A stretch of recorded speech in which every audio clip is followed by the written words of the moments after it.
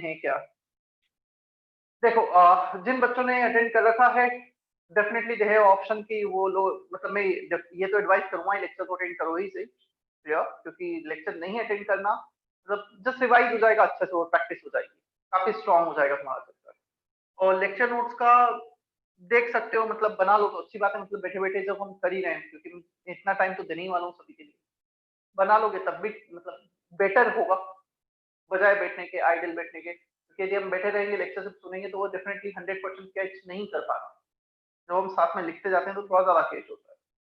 So it's up to you. Still, it is advisable that you should make lecture notes. चलो sir 1 बार equal to 1 ATM होता है क्या? Approximately देखते हैं यहाँ पर हम, ये सब कुछ मैं बताने वाला हूँ।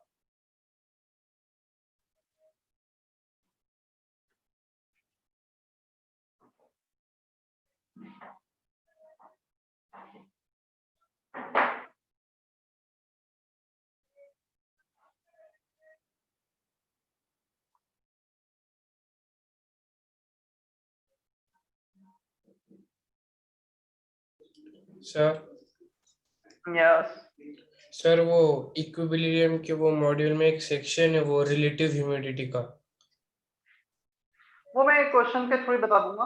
और बेसिकली वो रिलेटिव ह्यूमिडिटी जो मैं डिफाइन करता हूँ वो इस चैप्टर में करता हूँ गैसेस में। गैसेस के पहले आता है इसलिए वो वहाँ पर डिफाइन करने की रिक्वायरमेंट नहीं आती, तो मैं यहाँ पर डिफाइन करूंगा, बाकी वो यदि कोई क्वेश्चन आएगा तब मैं उसमें डायरेक्ट बता दूंगा।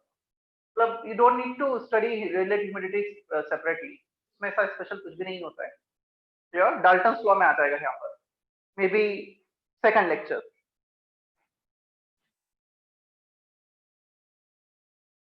देखो कैरेक्टरिस्टिक्स ऑफ गैसेस, गैसेस हमने ये तो बोल दिया जिस रूम में हम हैं उस रूम में कुछ गैसेस मॉलिक्यूल्स हैं, नाइट्रोजन है, ऑक्सीजन है and etcetera. Now this gases molecules definitely they have certain factors, certain characteristics. हम इस रूम में जो गैसेस हैं, इस रूम के बाहर जो गैसेस है, how to differentiate this gases molecules, उन्हें कैसे डिफरेंशिएट करेंगे? तो हो सकता है उनका टेम्परेचर अलग हो सकता है उनका प्रेशर अलग हो, उनका अमाउंट नंबर ऑफ मोल्स अलग हो। क्लियर? तो ये कुछ कैरेक्टरिस्टिक्स हैं जिसके बेसिस पे हम उन्हें डिफरेंशिएट कर सकते हैं, उनकी प्रॉपर्टी डिफाइन कर सकते हैं। तो कैरेक्टरिस्टिक्स ऑफ गैसेस, तो हमें ये देखना है कौन कौन से कैरेक्टरिस्टिक्स होते हैं, and then we need to see their units and unit conversion. इतना हमें देखना है हेडिंग में। फर्स्ट हम ले लेते हैं सबसे simple, temperature. I don't need to define temperature, it is a degree of hotness और कोल्डनेस, कुछ ऐसे डिफाइन किया जाता है, पर ठीक है वो बच्चों वाले डेफिनेशन है, वो मैं डिफाइन नहीं कर रहा हूँ, बट डायरेक्टली यूनिट्स को रिलेट कर रहा हूँ। Temperature in degree Celsius -0 upon 100 -0। Temperature in kelvin -273.15 होता है, उतना मैं नहीं लिख रहा हूँ। 373 -273।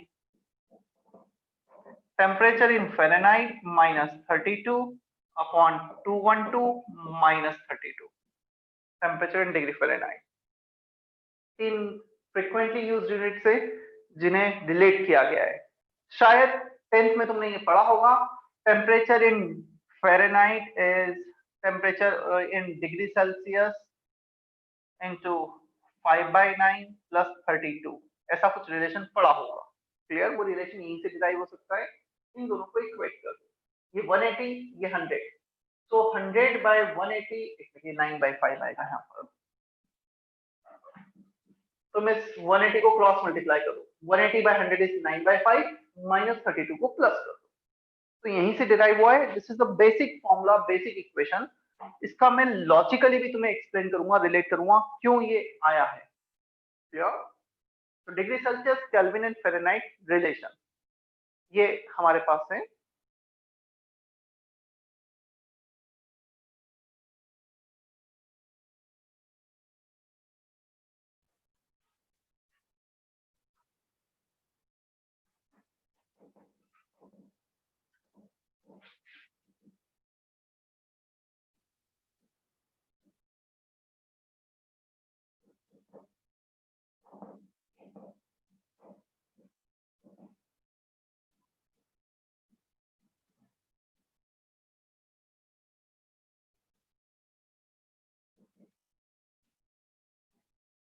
देखो हमने एग्जैक्टली किया क्या है, temperature in degree Celsius minus freezing point of water, freezing point of water 0 degree Celsius in degree Celsius upon boiling point of water minus freezing point in degree Celsius, temperature in kelvin freezing point upon boiling point minus freezing point in kelvin, degree temperature in Fahrenheit freezing point upon boiling point minus freezing point in Fahrenheit. तो degree Celsius में freezing boiling point, kelvin में freezing boiling point and Fahrenheit में freezing boiling point, ऐसे कुछ उन्हें तुम learn कर सकते हो। उसको लॉजिकली भी मैं रिलेट करता हूँ कि क्यों ये रिलेशन आया है।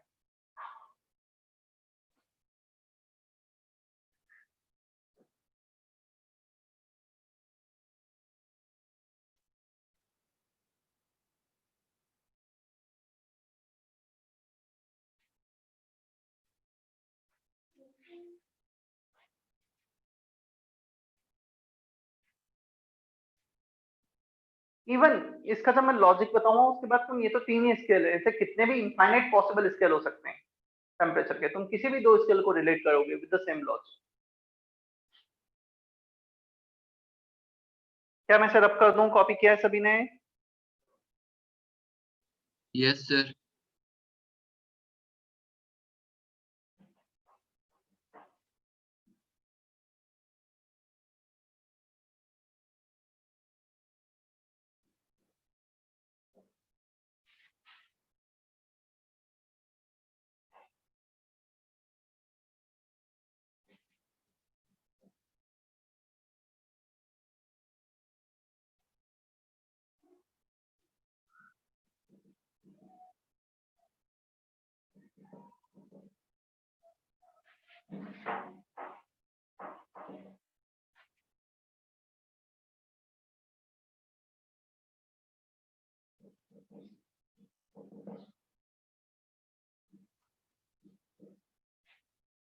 देखो 0 डिग्री सेल्सियस 273 केल्विन 32 फ़ारेनहाइट, इसको सेम लेवल पे रखा है जस्ट टू कंपेयर देम। ये हो गया फ्रीजिंग पॉइंट ऑफ वाटर, ठीक है, ये वाटर का फ्रीजिंग पॉइंट हो गया। बॉइलिंग पॉइंट 100 डिग्री सेल्सियस, यहाँ पे 100 डिवीजन आएंगे। 373 kelvin boiling point of water, यहाँ पे भी 100 डिवीजन आ जाएंगे, यहाँ पे 180 डिवीजन आएंगे 212। अब एज्यूम करो एक टेम्परेचर लिया हमने, कोई भी टेम्परेचर ले लिया, उस टेम्परेचर को डिग्री सेल्सियस में इतना है, केल्विन में इतना कुछ होगा, फ़ारेनहाइट में इतना कुछ होगा। If we increase the temperature from 0 degree Celsius to some higher value, हम कुछ टेम्परेचर यदि बढ़ाते हैं 0 डिग्री सेल्सियस से, अब लेट से ये जो टोटल यहाँ पे है, हमारे पास डिवीजन है 100, 100, 180, लेट से I am increasing here 40 degree Celsius, मतलब जो 100 डिवीजन में से मैंने 40 डिवीजन को इंक्रीज किया है। क्या सेम 40% जो यहाँ पे इंक्रीमेंट हुआ है 100 का, वही 40% यहाँ पे चेंज होगा, वही 40% यहाँ पे चेंज होगा? तो टेम्परेचर के यूनिट्स कुछ भी रख लो, बट जो टेम्परेचर है अलग अलग, उसमें यदि हम एक टेम्परेचर को 40% से बढ़ा रहे हैं, the percentage change will be same. या तुम यदि 100% इसका बढ़ा दोगे, बॉइलिंग पॉइंट पे लेके आओगे तो उसका भी बॉइलिंग पॉइंट, उसका भी बॉइलिंग पॉइंट 100% चेंज होगा। So the change, let's say we are having 3 degree Celsius here, जितना ये परसेंटेज होगा पूरे का, उतना ही ये भी परसेंटेज होगा, उतना ये भी परसेंटेज होगा। So the change in percentage remains same whether you are taking any one of the units. Yeah? देखो ये डिफरेंस कितना होगा, हम टेम्परेचर को डिग्री सेल्सियस में ले लेते हैं, मैं इसको लिखता हूँ C, ये होगा K और ये होगा F। जब तुमने टेम्परेचर को 0 से C तक बढ़ाया, इसमें 0 273 से K पे बढ़ाया, इसमें 32 से F पे बढ़ाया। चलो ये डिफरेंस कितना है, C minus 0 upon total 100 minus 0, इतना फ्रैक्शन चेंज किया गया है। K minus 273, this part K minus 273 divided by total, total कितना है 373 माइनस 273, तो इसका fraction change of the total, इसका fraction change of the total, इसका fraction change of the total will remain same. Third वाले का कितना है, F माइनस 32 अपॉन 212 माइनस 32, तो this minus this upon total. तो जस्ट फ्रैक्शन को ही तो इक्वेट कर रहे हैं, जो होना भी चाहिए। हमें क्या फर्क पड़ता है किस यूनिट में, हमें फर्क ये पड़ता है इसमें कितना फ्रैक्शन, कितना percentage change. Is that okay? समझ में आ रहा है इतना? विधि, साइमा, सार्थक, Yes, sir. Shivam, Yes, sir. Sir ये टेम्परेचर की रेंज सिर्फ गैसेस के लिए है? नहीं नहीं, ये तो टेम्परेचर के यूनिट्स हैं। गैसेस के लिए ऐसा कुछ नहीं है। मतलब टेम्परेचर किसी के लिए भी कैलकुलेट किया जा सकता है, टेम्परेचर गैसेस के लिए भी कैलकुलेट किया जा सकता है in different unit. Now how to relate this units, वो मैंने एक्सप्लेनेशन दिया है। मतलब ये स्केल का गैसेस से कोई लेना देना नहीं है, तो टेम्परेचर के स्केल से इसी के लिए भी मेजर कर लो। क्लियर है सर। या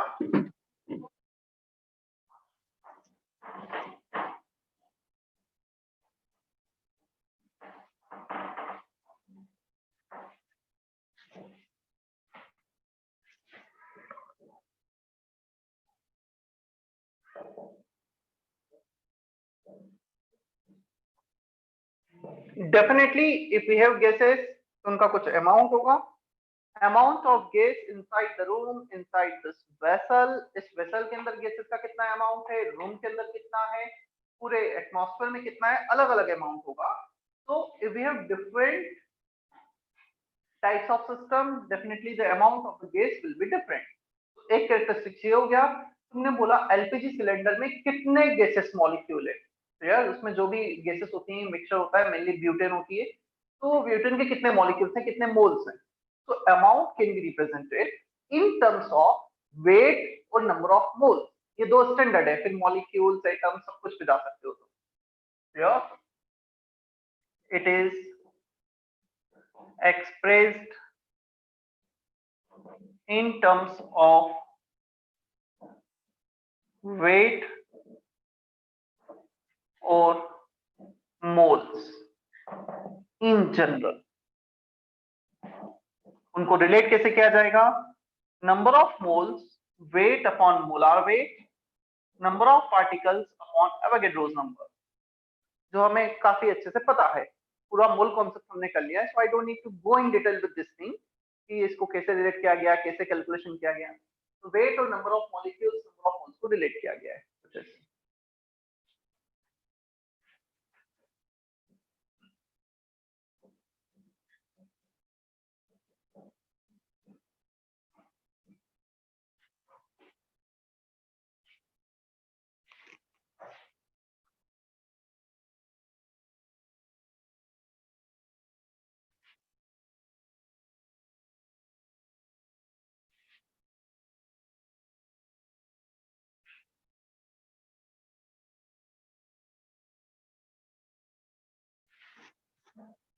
वॉल्यूम ऑफ गैस, नेक्स्ट।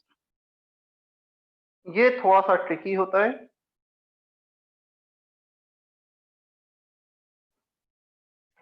क्योंकि सॉलिड और लिक्विड का जो वॉल्यूम होता है और जो गैस का वॉल्यूम होता है, वो are defined in the different manner. उनका जो डिफाइन करने का तरीका है वो थोड़ा अलग होता है। जैसे मैं एक एग्जांपल लूं, ये एक पार्टिकल है, इस पार्टिकल, ये सॉलिड पार्टिकल है, इसका वॉल्यूम क्या होगा? तो जो सॉलिड के मॉलिक्यूल्स हैं, इन्होंने जितना वॉल्यूम ऑक्युपाई किया है उतना होगा। लेट से दिस इज ऑक्युपाइंग 170 ml, तो इसका 170 सेंटीमीटर क्यूब वॉल्यूम है, वो एक्चुअली सॉलिड के मॉलिक्यूल्स का वॉल्यूम है। क्लियर? यदि हमने एक लिक्विड ले लिया, इस वेसल में लेट से एक लिक्विड है, क्लियर? अब इस वेसल में जो लिक्विड है, what ever the volume of vessel, जहां तक उसमें लिक्विड फिल है वो लिक्विड का वॉल्यूम हो जाएगा। It is actually the volume of molecules of liquid. Clear? But if we are taking any gas molecule, let's say हमने गैस सिस्टम, गैसेस सिस्टम लिया है, इस कंटेनर में, इस कंटेनर में दी गैसेस है, the volume of the gas is not actually the volume of individual molecule। जो individual molecules है उनका वॉल्यूम नहीं होता है, वो जो वॉल्यूम होता है वो basically volume available for the movement of gas. मैं इसको एक और एग्जांपल देता हूं, मुझे एक फ्लेक्सिबल वेसल लेने दो।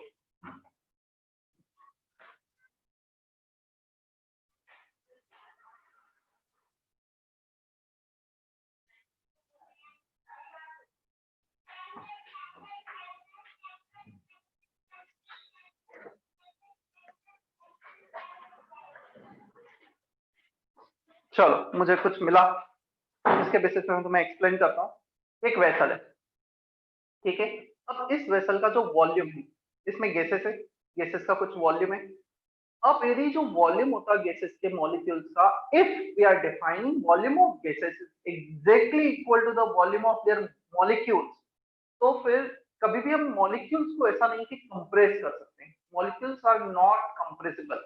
एक गैसेस मॉलिक्यूल है, इलेक्ट्रॉन है, न्यूक्लियस है, तुम ऐसा नहीं कि इलेक्ट्रॉन को कंप्रेस करके न्यूक्लियस के पास ले जा सकते हो। This is not possible. तो जब मैं इसको कंप्रेस कर रहा हूँ, ठीक है, मैंने इसको कंप्रेस किया, प्रेशर अप्लाई किया, इसका वॉल्यूम डिक्रीज हो गया, तो its volume is decreasing. Clear? यदि वॉल्यूम डिक्रीज हो रहा है तो इंडिविजुअल मॉलिक्यूल्स का तो वॉल्यूम डिक्रीज होता नहीं है। मैं इसको कंप्रेस करके तो इसका वॉल्यूम चेंज नहीं कर सकता हूँ, क्योंकि इसमें जो मॉलिक्यूल्स का वॉल्यूम एग्जैक्टली उन्हीं molecule, volume of solid is volume of molecule. यहाँ पर गैसेस का वॉल्यूम नहीं होता है, there is a lot of distance between gases molecule. I can compress it, I can decrease its volume, इसके volume को decrease increase किया जा सकता है। इसका मतलब जो गैस मॉलिक्यूल्स हैं 1 2 3 4 5 एंड सो ऑन, इनके बीच में जो इंटरमॉलिक्यूलर डिस्टेंस है, हम इसको इंक्रीज या डिक्रीज कर रहे हैं। ये पता है, जो इंडिविजुअल गैस मॉलिक्यूल है इनका वॉल्यूम तो बहुत कम होता है, नेग्लिजिबल होता है। तो गैसेस का जो वॉल्यूम होता है वो डिफरेंट मैनर में डिफाइन किया गया। It is the volume between gas molecule available for their movement, not the volume of individual molecule.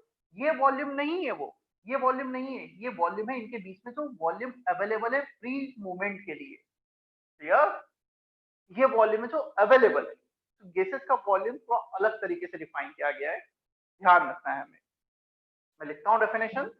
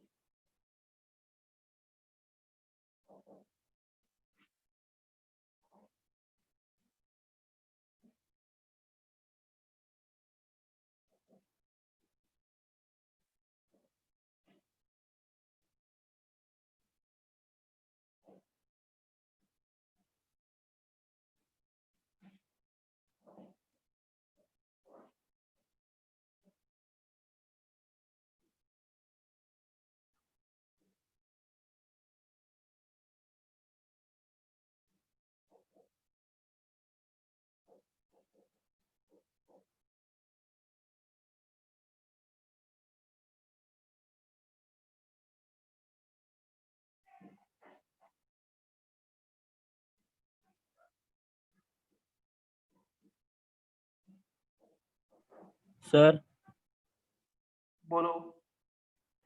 Sir move के बाद क्या लिखा है?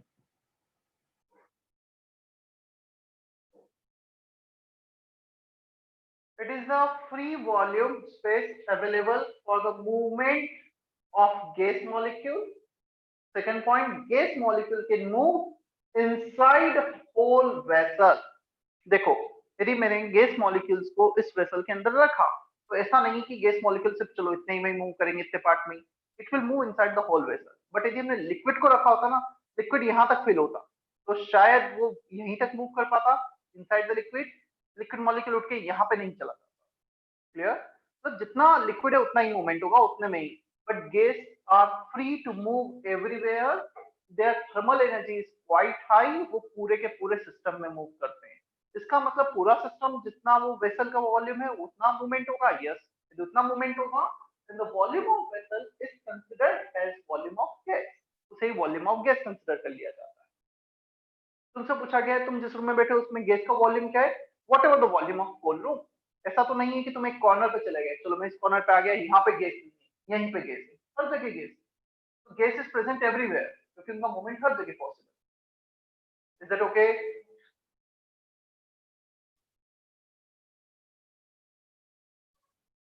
Yes sir.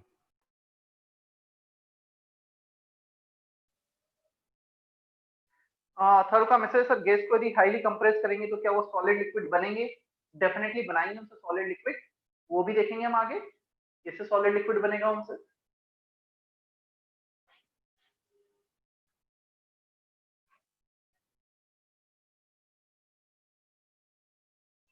We have same heading in this chapter, liquefaction of gas.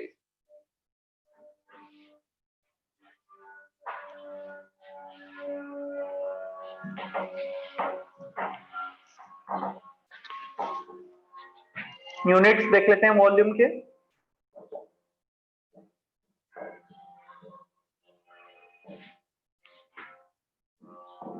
ऐसा unit is metre cube.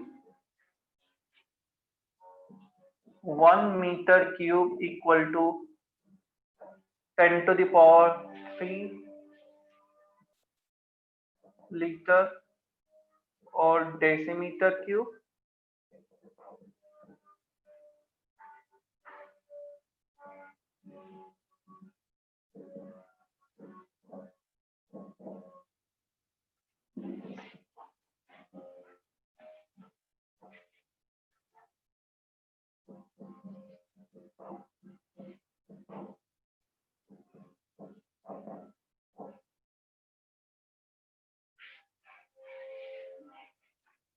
Units of volume and their conversion।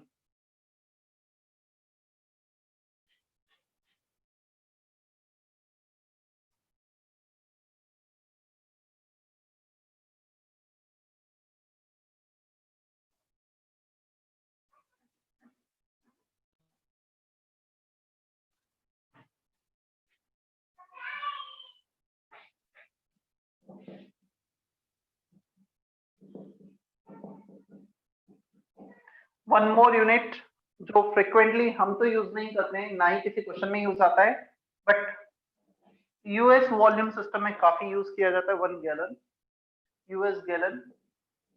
US और UK gallon अलग अलग होते हैं, थोड़ा डिफरेंट होता है, पर ठीक है, वो शायद ही कहीं हो जाएगा, लिखा दिया है। 1 US gallon is equal to 3.785 litre. Generally वहां पे लाइक जैसे हम मिल्क लेते हैं लीटर से, 1 लीटर 1.5 लीटर। पेट्रोल डीजल हम जो फिल करवाते हैं लीटर से, 30 लीटर 20 लीटर 5 लीटर, और इसी में उनका रेट भी कन्वर्ट होता है। पर लीटर डीजल का रेट इतना है, पेट्रोल का इतना है। यूएस में जनरली ये जो कॉमन यूनिट है वो गैलन चलता है, लीटर नहीं चलता है। How many gallon petrol, even milk वहाँ पे जो सेल होता है वो भी गैलन से होता है। और जैसे हम मास के लिए यूनिट करते हैं, केजी का यूनिट, केजी ग्राम, वहाँ पे जनरली मास का यूनिट यूज होता है पाउंड। LB, और 1 LB इज रफली इक्वल टू 0.4 kg, कुछ इतना होता है। चलो वो तो शायद ही कहीं हो जाएगा, बट हाँ ये जरूर यूज आता है, आ सकता है कभी कभी, ऐसा तो नहीं आता है। Litre and decimetre cube both are same. Millilitre, centimetre cube, CC, CC mean centimetre cube, उससे शॉर्ट है, ये तीनों सेम है। डेसीमीटर क्यूब लीटर से।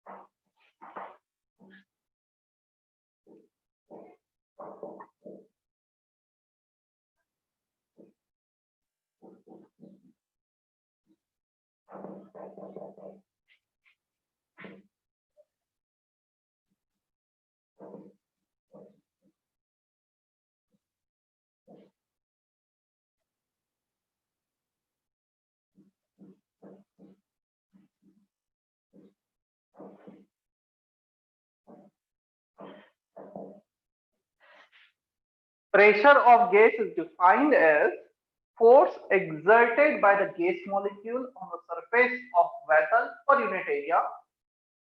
ये हमारे पास एक गैसेस सिस्टम है, इसके अंदर जो गैसेस सिस्टम है, उस गैसेस सिस्टम में गैस मॉलिक्यूल इसके सरफेस पे कितना प्रेशर एक्सर्ट कर रहे हैं। When they are moving randomly, they are colliding with the wall of container, and during that collision, the force exerted by gas per unit area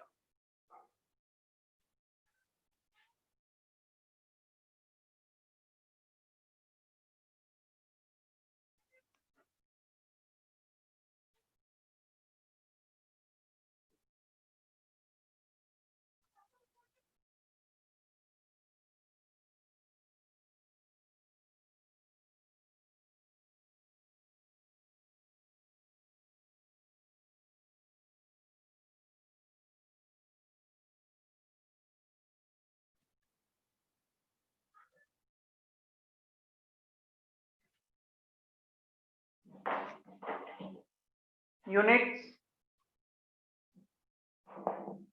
सबसे पहले SI unit देखते हैं हम। फोर्स का यूनिट होता है न्यूटन, एरिया का unit होता है metre square, so SI unit will be newton per metre square which is basically pascal. So newton per metre square and pascal both are same. Clear? हम clear है क्या होता है second unit? Yes sir.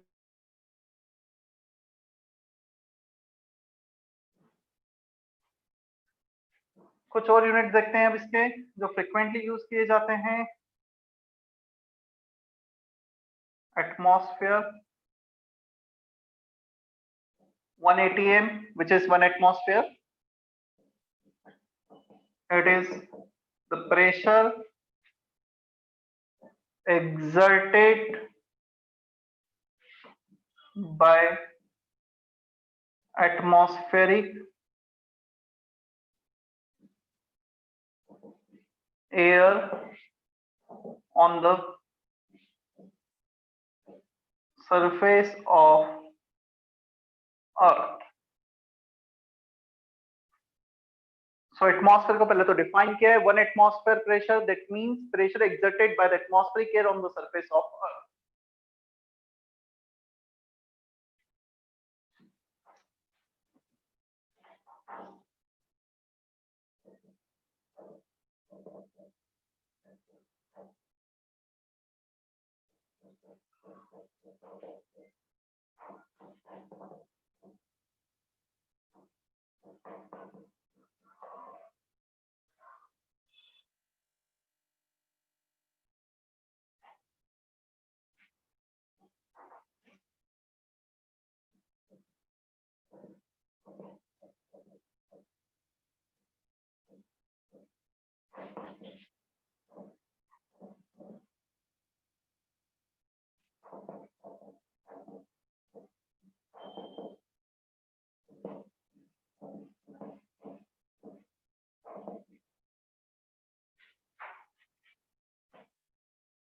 Atmosphere की definition copy कर लिए अंकित? Yes sir.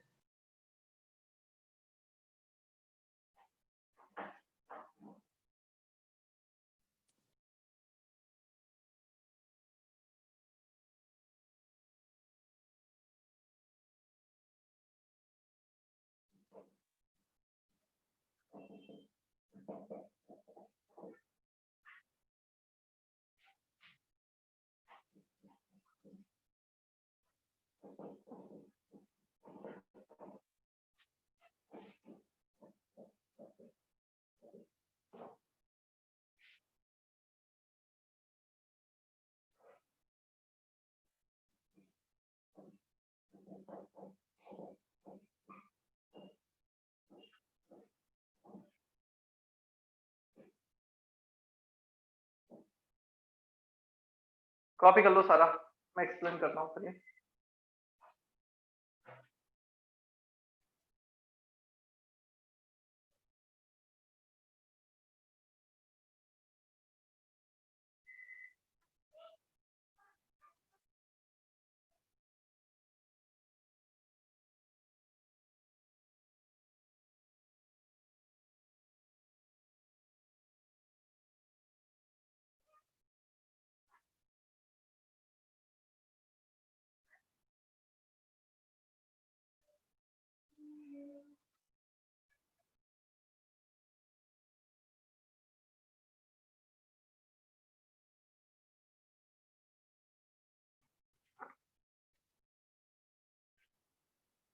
चल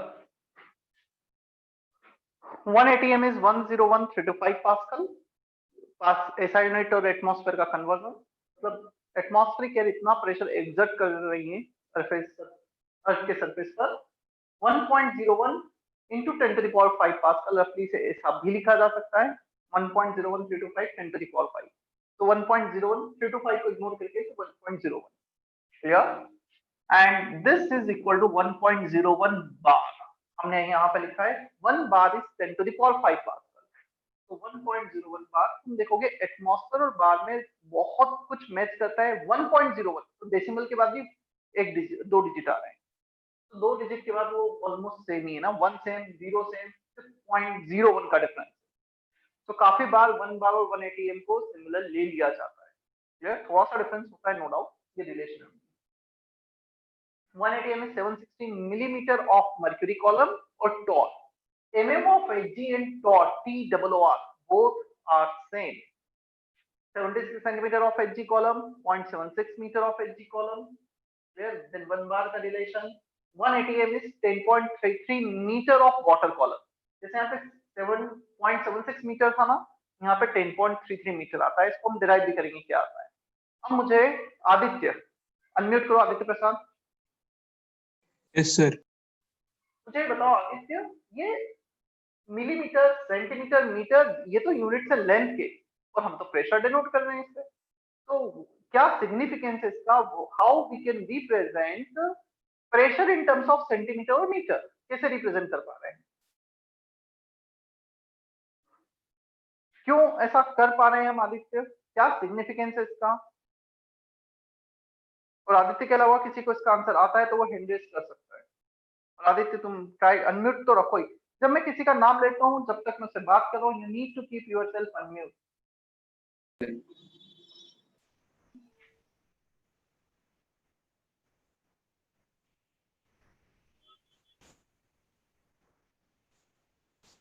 हाँ नयन, तुम बोलो।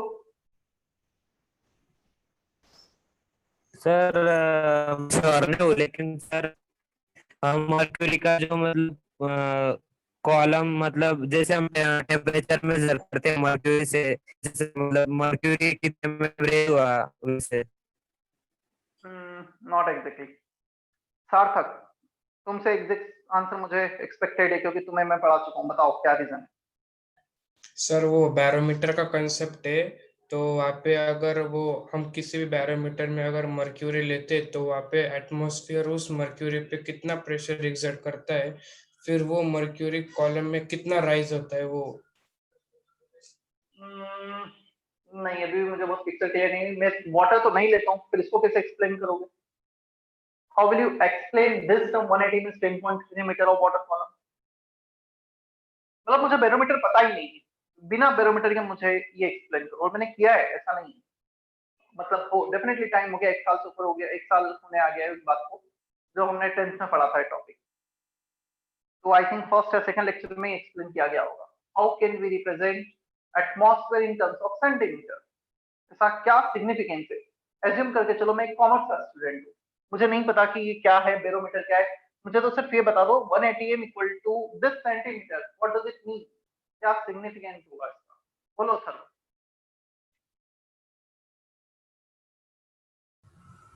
सर मतलब अगर प्रेशर इंक्रीज होता है तो वो वाटर मॉलिक्यूल भी मतलब इंक्रीज होता है, ऐसा कुछ है मतलब? ठीक है, वो होता है सब कुछ, बट स्टिल मुझे थोड़ा सा एग्जैक्टली फील नहीं आई कि ये क्यों रिप्रेजेंट किया गया है। जो तुम सभी ने आंसर दिया, मैं बताता हूँ, देखना। सर अगर अह, एटमॉस्फेरिक हाँ, प्रेशर अप्लाई किया तो इतना रेज होगा वो। वही ना, किस में रेज होगा, कहाँ रेज होगा? ट्यूब, कौन से ट्यूब में? कैपिलरी ट्यूब में। अब फिर वो, या तो तुम कैपिलरी सिस्टम पूरा समझाओ कि वो ऐसा सिस्टम होगा तो उसमें ऐसा करेंगे तो ये होगा। चलो देखो, सिंपल वे में तुम्हें एक्सप्लेन करता हूँ। नो डाउट तुम समझ पा रहे हो, शायद फील कर पा रहे हो कि वो क्या चीज है, बट उसे एक्सप्लेन नहीं कर पा रहे हो मोस्ट प्रोबेबली। मैं तुम्हें एक्सप्लेन करके बताता हूँ। ये एक कॉलम है। अब मैं तुमसे बोल रहा हूँ एटमॉस्फेयर कितना प्रेशर एग्जर्ट कर रही है, तो मैंने थोड़ा सा इक्विवेलेंट टर्म लिया। मैंने ये लेट्स से 1 मीटर कॉलम है, इस 1 मीटर कॉलम को 76 सेंटीमीटर तक फिल कर दिया। अब जब मैंने इसको 76 सेंटीमीटर मर्क्यूरी से फिल कर दिया है, लेट्स से यहाँ तक फिल हुआ है। Now pressure exerted by this mercury at the bottom of the surface, वो जो 76 सेंटीमीटर मर्क्यूरी कॉलम है, जो इसके बॉटम पे प्रेशर एग्जर्ट हो रहा है, इतना ही प्रेशर एटमॉस्फेरिक एयर अर्थ के सरफेस पे एग्जर्ट कर रही होगी। So it is the equivalent term. मुझसे पूछा इसने कितना प्रेशर एग्जर्ट किया, मैंने उसको बताया इतना प्रेशर एग्जर्ट किया, मैंने पुश करके बता दिया, मैंने इक्विवेलेंट टर्म में बता दिया।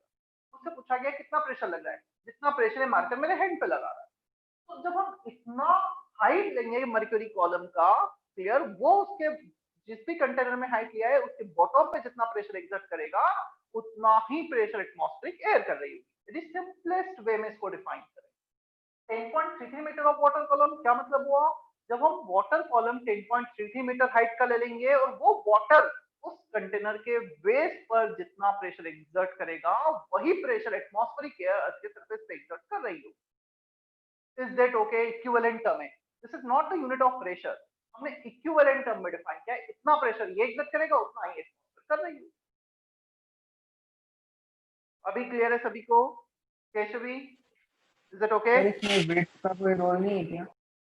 क्या वेट, कॉलम की वेट का कोई रोल नहीं है क्या इसमें?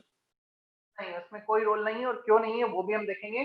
कॉलम की विड्थ इतनी हो, ये विड्थ हो गई, या फिर तुम ये कॉलम ले लो इतनी विड्थ हो गई, डज नॉट मैटर, सिर्फ हाइट मैटर करती है। तो यार इसको मैं एक्सप्लेन करने वाला हूँ वैसे ये ऐसा क्यों होता है।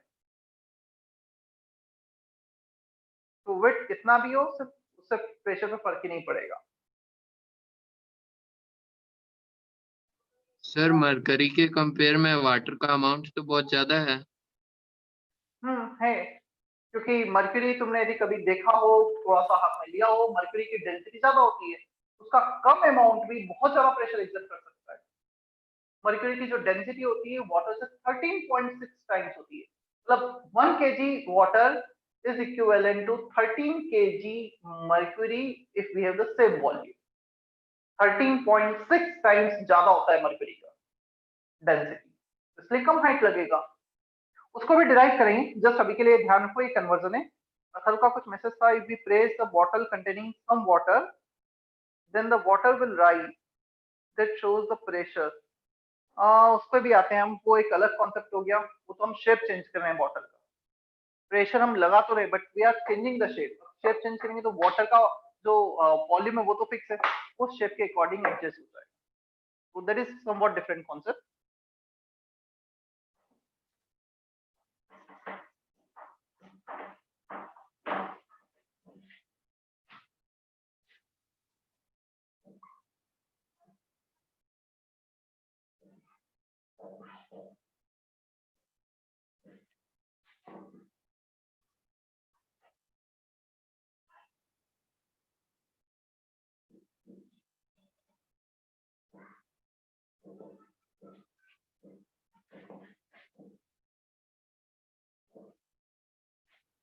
Pressure due to water column.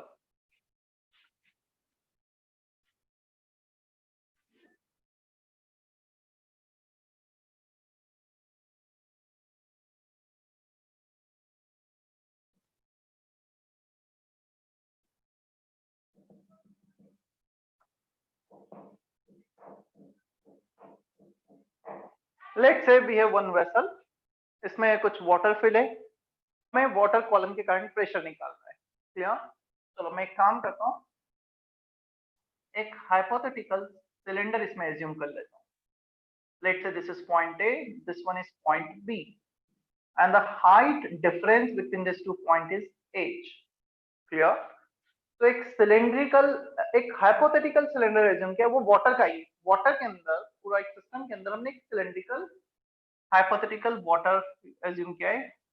ये इसको मैं अलग से ड्रॉ कर लेता हूँ। This point is A, this point is B, and the height difference between 2 points is h, clear? If the whole system is stationary, the net acceleration of the system is 0, then the net force should be 0 on the system।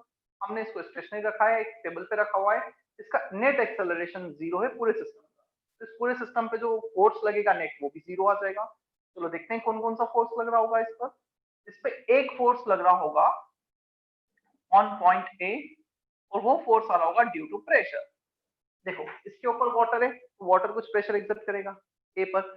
अच्छा, pressure की एक property होती है, pressure always act in perpendicular direction to the surface. ये मैंने लिखाया नहीं था, तो आप लिख लो यहाँ पर, मैं नोट करके पहले इसे लिखा देता हूँ। क्लियर? नोट तुम इस पॉइंट के ऊपर लिख सकते हो, जहां तुम्हें जगह मिल रही वहां पर लिख। प्रेशर ऑलवेज acts perpendicular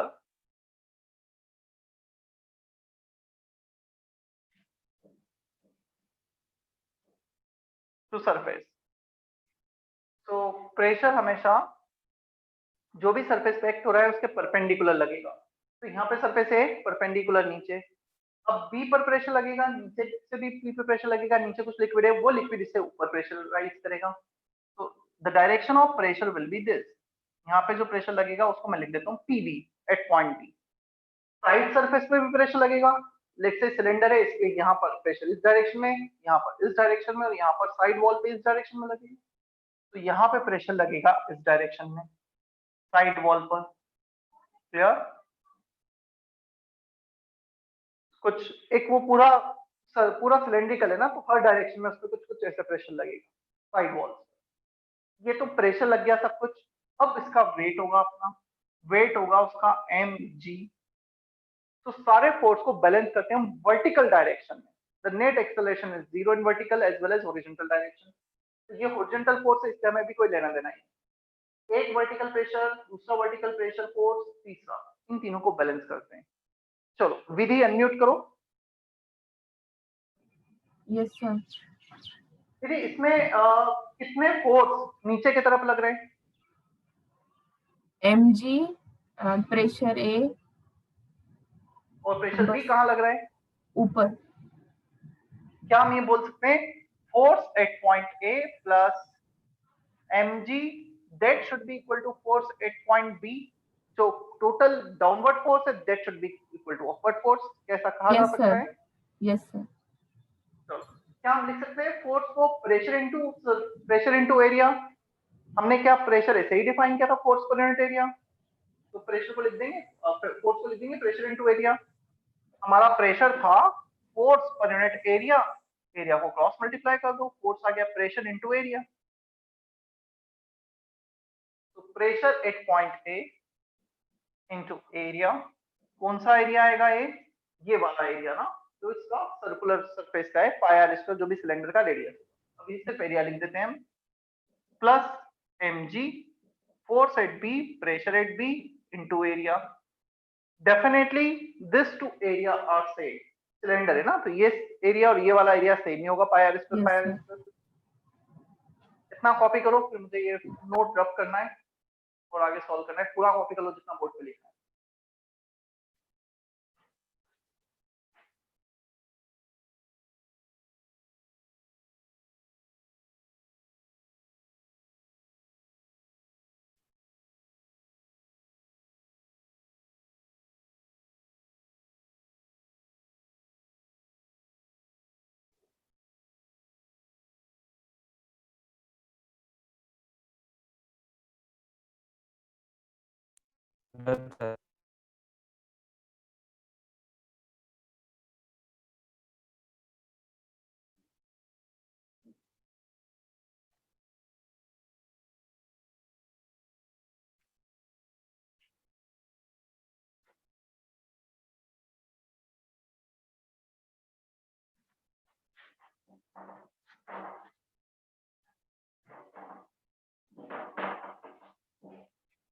चलो pressure at point A into area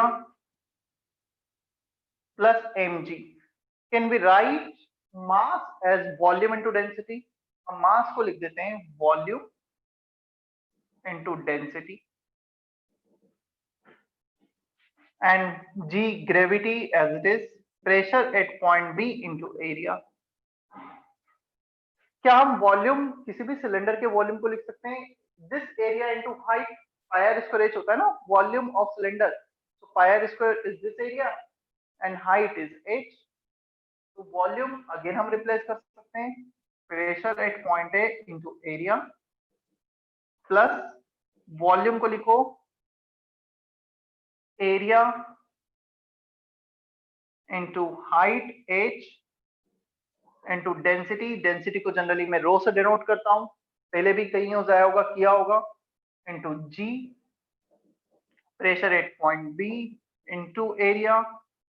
this area will cancel out everywhere. तुम देखोगे प्रेशर कैलकुलेशन में जो आ रहा है एरिया कैंसिल हो रहा है। अभी किसी ने क्वेश्चन पूछा था सर एरिया अलग होगा तो कोई डिफरेंस नहीं आएगा क्या?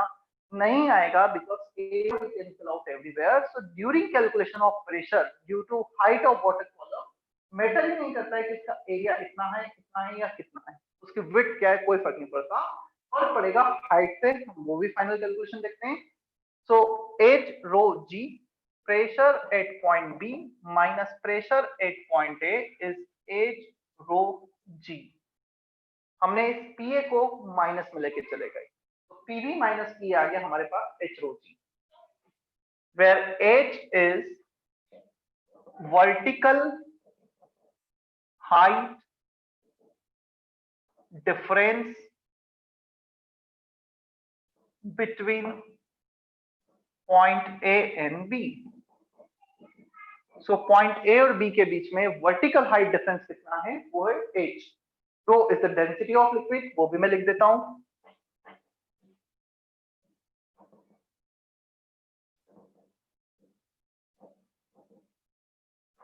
And g is gravity.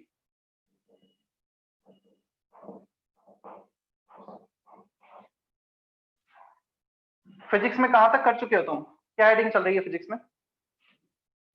Work, energy and power और एनर्जी। ठीक है, तो न्यूटन्स लॉ ऑफ मोशन हो गया है ना, मतलब हाँ सर। हाँ तो सर। ग्रेविटी वगैरह सब कुछ पता ही होगा अच्छे से फिर।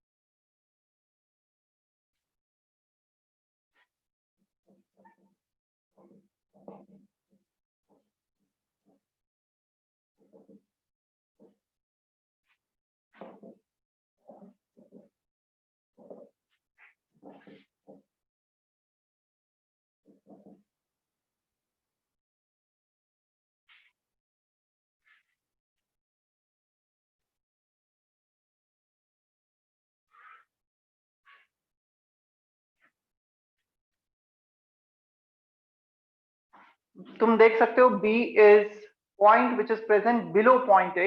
as you are going down the liquid pressure is increasing। point B का pressure A से ज्यादा है। A ऊपर वाला point था, B नीचे वाला था। and difference is H rho G, where H is vertical height difference between two points। on moving down the liquid pressure increases।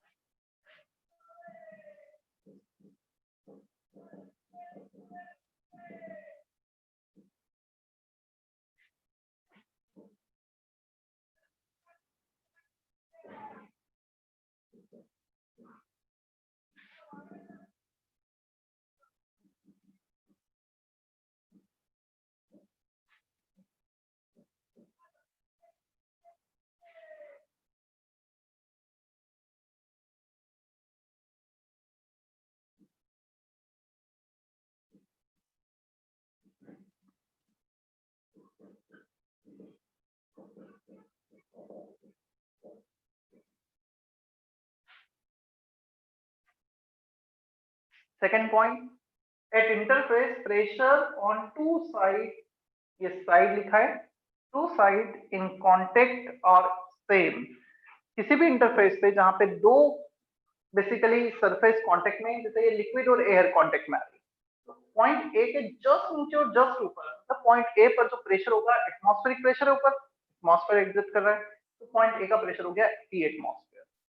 तो जहां पे भी सरफेस आएगा, क्लियर, मतलब दो इंटरफेस कांटेक्ट में एयर लिक्विड, या फिर दो लिक्विड अलग अलग एयर, जैसे वाटर प्लस ऑयल हो गया, जो अलग अलग सेपरेट लेयर बनाएंगे, तो उनके बीच में लेते हैं, यहाँ पर मैं एक पॉइंट ले लेता हूँ, क्लियर। ये दो लिक्विड है, लिक्विड 1 लिक्विड 2। तो पॉइंट ए पर A is in contact with atmosphere, A का प्रेशर एटमॉस्फेयर के।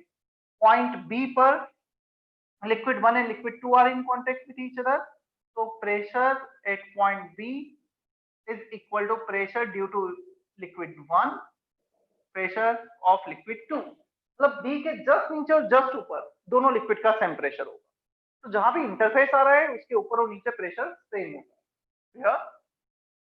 इसको हम यूज करेंगे तब बहुत अच्छे से समझ में आएगा। अभी के लिए तो सिर्फ इतना ही लिख लो एटमॉस्फेयर वाला।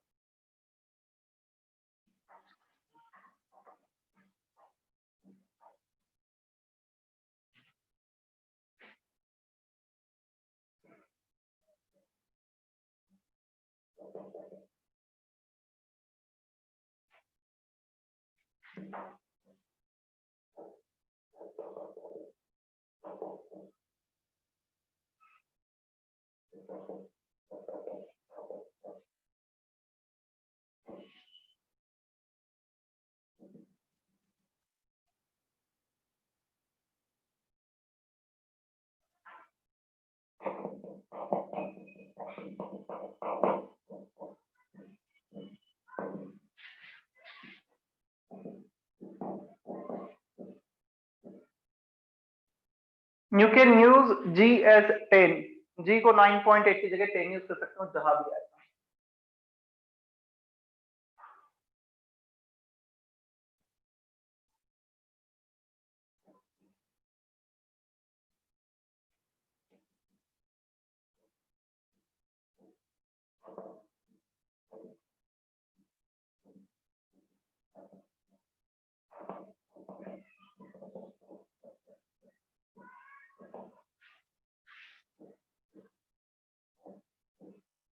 Find pressure at point B, B है बॉटम पर। क्लियर? तुम्हें दोनों सिस्टम में बी पर प्रेशर निकालना है। One system is close system, not open to atmosphere, पूरा पैक है। Second is open to atmosphere. 10 meter water column दे रखा है। होप तुम्हें वाटर की डेंसिटी पता होगी।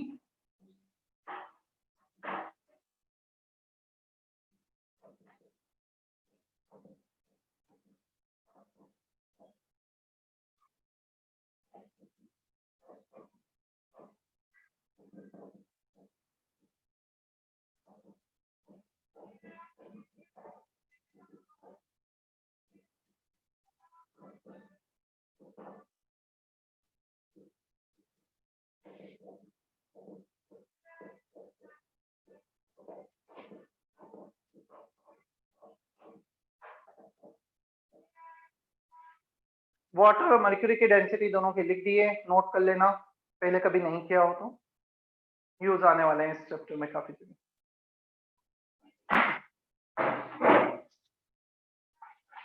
Aditya Prasad, attendance please. Present sir. Ajinkya Suryavanshi, present sir. Amogh, present. Aniket, present sir.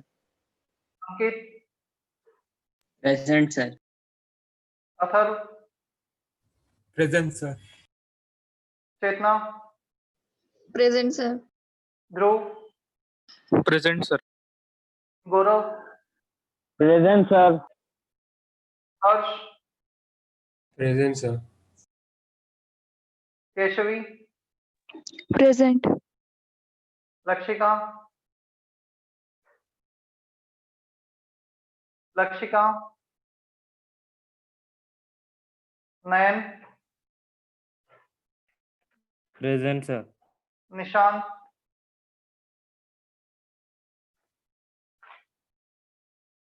Nishant, Parth, Parth Patil,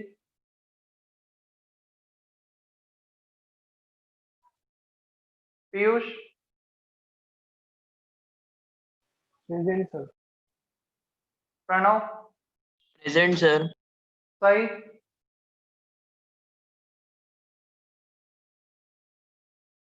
सही, साइमा, प्रेजेंट सर। सार्थक, Borse, Present, sir. Sarthak Sonwane. Sarthak Sonwane is not there. Vidhi. Present, sir. Yash. Present, sir. Shivam. Present, sir. ठीक है, सिर्फ एक सार्थक प्रेजेंट नहीं है आज।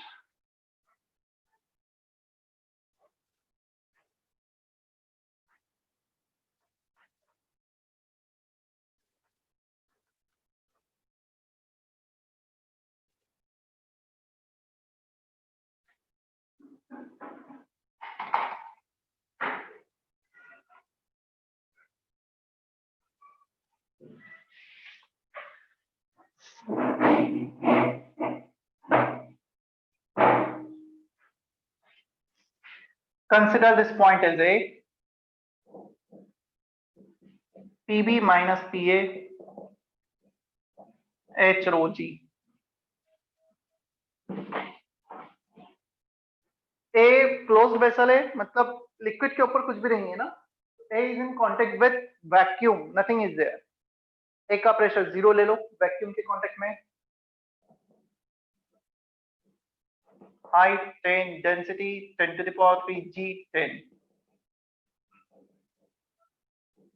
फर्स्ट केस का आंसर आएगा 10 to the power 5 pascal. A is in contact with vacuum, close है। यहाँ पे ओपन है, A कांटेक्ट में आ जाएगा एटमॉस्फेयर के, तो दोनों जगह अलग अलग आंसर आएगा। Formula is same, PB minus PA is H rho G। PB calculate करना है, PA plus H rho G।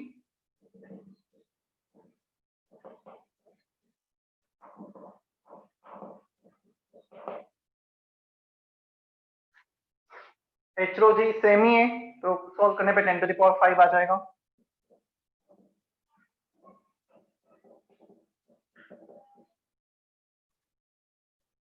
One 1.01 10 to the power 5 plus 10 to the power 5, 10 to the power 5 common ले लो, 1.01 plus 1 2.01 approximately।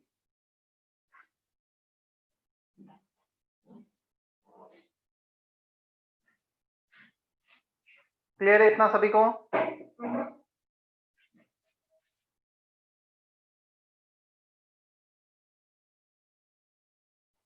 इस पे base 2 question मैं दे रहा हूं, तो तुम जब घर पे पढ़ोगे लेक्चर नोट्स पढ़ने के बाद फिर वो ट्राई करना।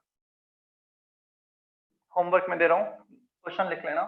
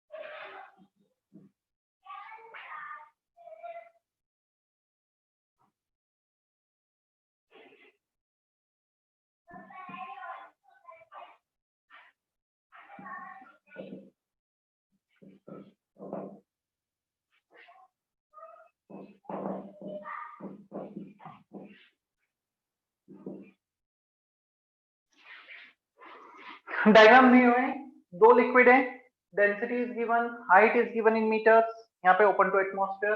सेकंड, ये भी ओपन टू एटमॉस्फेयर है, density is given, now the slant height is given 20 metre, और ये एंगल दे रखा है 150। दोनों में तुम्हें both are open to atmosphere, in both the case you need to find out pressure at point B.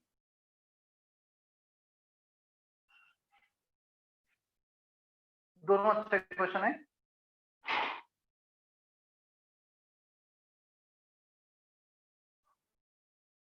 चलो उसके बाद मैं नेक्स्ट लेक्चर में कंटिन्यू करता हूँ। नेक्स्ट लेक्चर में मेनली मैं डाउट्स लेने वाला हूँ फ्रॉम लास्ट चैप्टर।